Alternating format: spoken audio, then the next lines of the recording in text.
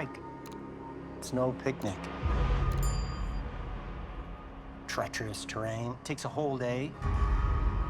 Sure, some crummy old mountain instead of fishing for 2 weeks sounds just swell. Well, you don't have to go. The world is not going to give them a break. Neither should I. Afternoon, Luke. How are you doing, sir?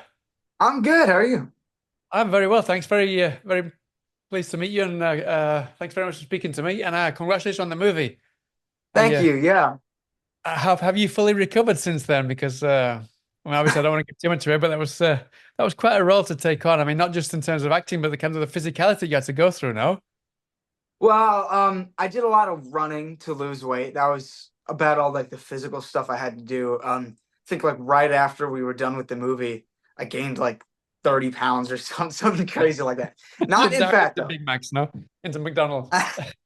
But I mean, yeah. In terms of emotional stuff for it, it was just a lot of like watching interviews, reading the book, and during the scenes in the movie that were like super intense, I listened to the what's it called? Adagio for Strings from Elephant Man. Right.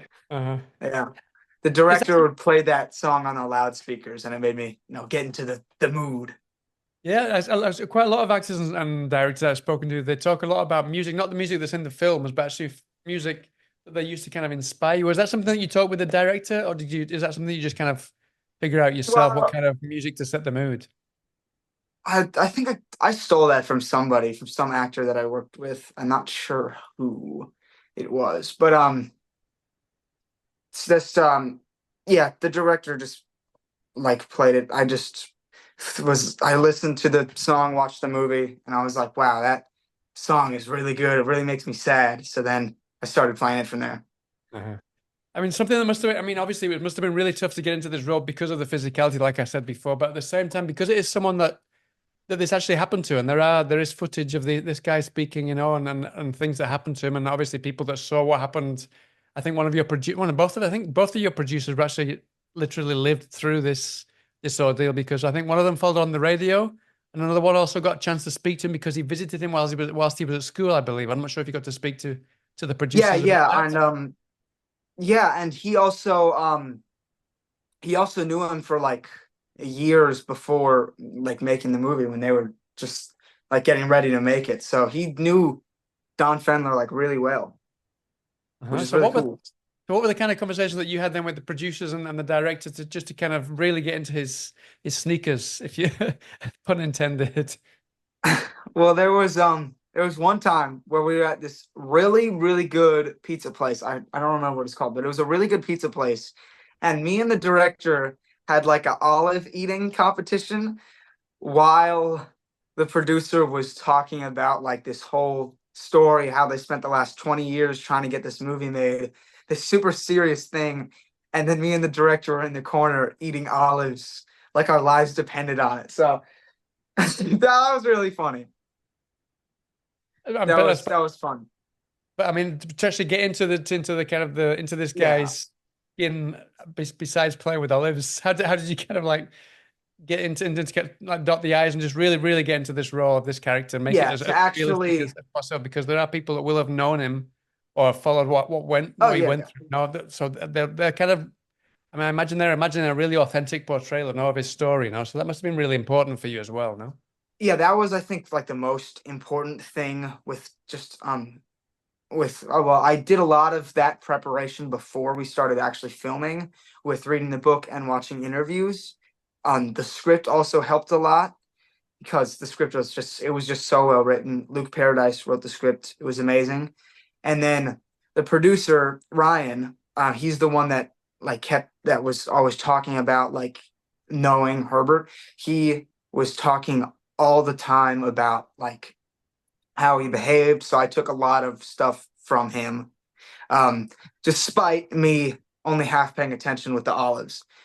But it in the end, it turned out really well. I talked to the Fendler family after the movie did its first showing, and they thought that the portrayal was amazing, and that the whole movie was just did such a good job portraying Don, who was, family, grandfather, father, whatever it was to the whole family. Yeah, it's amazing. I mean, That must have been really important for you afterwards. I mean, as soon as you spoke, that must have been you must have been really nerve-wracked to speak to the family members now afterwards. But when they gave it they gave it their blessing in a kind of roundabout Yeah, way. That must that's have just felt so just like that was it. The film can go and everyone can see it. I'm happy now, no? yeah, that's the most important thing was them approving it because they know Don better than anybody. But I don't actually think it was that stressful just because I was already done filming it. I didn't Yeah. have any more work to do. So I don't think I was that bad about it. They were all really nice. They all enjoyed the movie a lot, so that makes me happy. Hmm. I want to talk a bit about the location because that's obviously that's crucial to the whole thing as well. That must have informed you a great deal. I don't know how much was actually shot on the mountain. I imagine quite a lot more than you care to imagine, no. But at the same time, Actually, sorry. sorry, No, yeah, I was you can going to say finish. that how much did that inform you, kind of being there in that location, but also at the same time, um, because it is such a beautiful place when there isn't storms going off and things like that. It's such a beautiful place. How did you and the director kind of work together to kind of maintain that sensation of ordeal and kind of angst throughout those Yeah, scenes well, that are really so beautiful at the same time? so we didn't actually film it on Mount Katahdin just because you're not allowed to film it there because it's a national park.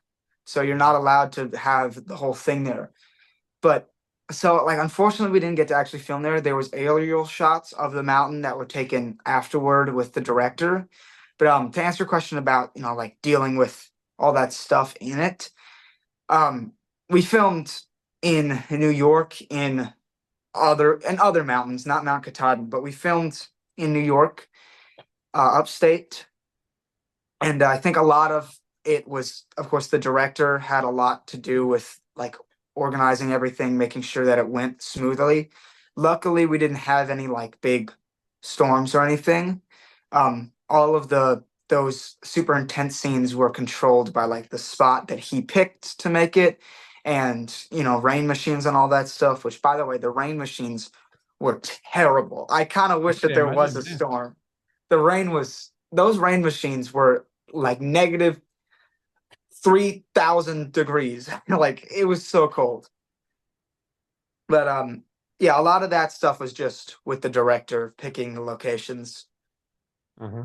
So, but how much did that inform? I mean, obviously that you obviously went through pretty much a not the same ordeal, but you went through quite an ordeal yourself, just as an actor. But how did that inform you? I mean, you'd done all your homework beforehand, but how did that inform your character once you got on set and you were with these rain machines and all those kind of things? Yeah, that just kind of made it feel more real. Like really got me in that last step of getting into him just because, there was a lot of times that were pretty tough to shoot. It was long shoots. It was a very condensed schedule. So I feel like that just like kind of constantly working kind of made me get more into the feeling of Don being like lost there and just all the hardships that he went through and the whatever minimal hardships I went through while filming compared to him, even though they weren't anything compared to him, it still got me into that same feeling. Sure. Something that I think must have been, I mean, you don't share a lot of time together. And I don't think this is spoiling anything, that you don't share much time together with your father in the film. But their relationship is crucial. It's like he's been away from Yeah. home a lot. So when you set off on this experience, uh, there's it's problematic to say the least. So how did you kind of create that relationship with him, knowing that you wouldn't spend too much time on camera together, on screen together, but it needed to be it needed to be on screen all the time. Yeah, And yeah. also, because having had a kind of curious relationship with your father in the Watcher series, did you bring anything over from say that into this? um I think to answer the first part first, that whole section you were totally right is incredibly important. The relationship between Don and his father is the most crucial thing of the movie, in in my opinion. Obviously, the main thing is him being lost, but beyond that and deeper down, it is about his relationship with his father. And what's interesting is that wasn't at all talked about in the book. Hmm. What what we took that from was from a lot of interviews. He talked about his father a lot, especially as he got older. And he also, Ryan, the producer we were talking about earlier, he knew Don and how much Don's relationship with his father meant. So that everything related to the dad was like totally true, added from like outside sources of the book, which is really cool because it's going to get a lot of people who don't know about that in on there. And to answer the second question, I definitely think that I took stuff over from The Watcher to this, just not only in terms of like acting experience and just getting better over time, but like the different types of relationships that they have. Don's father is very like, it takes place in 1939. They don't talk too much to each other, but my relationship with Bobby Cannavale, I forget the character's name. My relationship with him was like pretty far away from that. It was very loving. There were some parts that were more strict, as you see in the show, but just kind of like taking both sides of it really made it just like kind of all fill together with knowing what I know from both halves of it. Mm-hmm.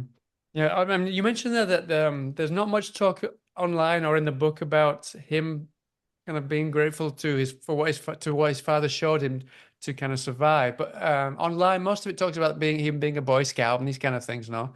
So talking of Yeah. Boy Scouts, one of the biggest Boy Scouts that's ever existed, of course, is Sylvester Stallone, who's on here as a producer. Did he actually come and spend time on the set, or did you get to pick his brains about why he specifically chose to produce this film at all?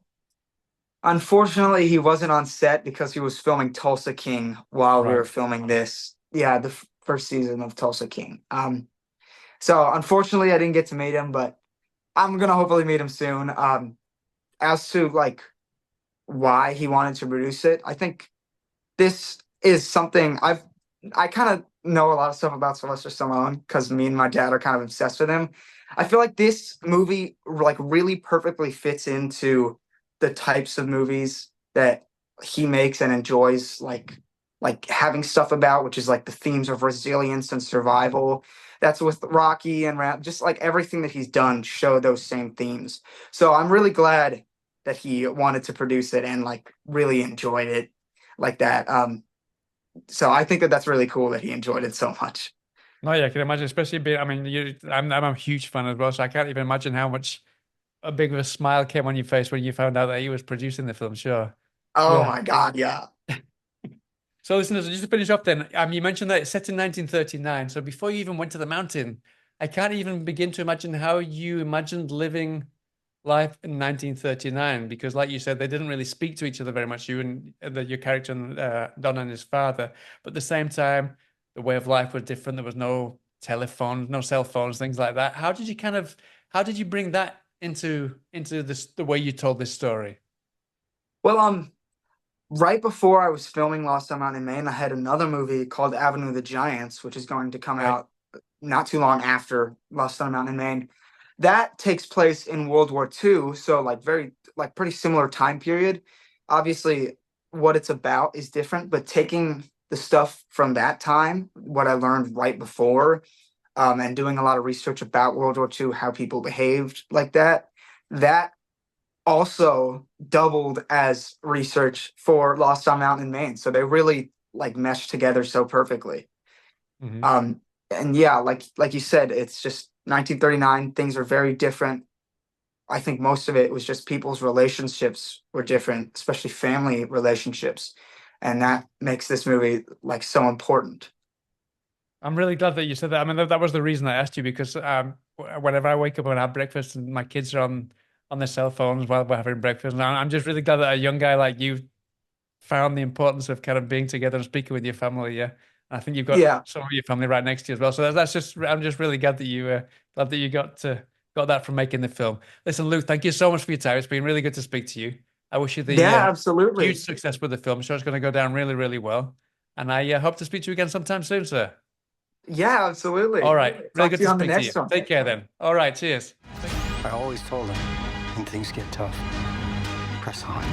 Your brother is really stubborn.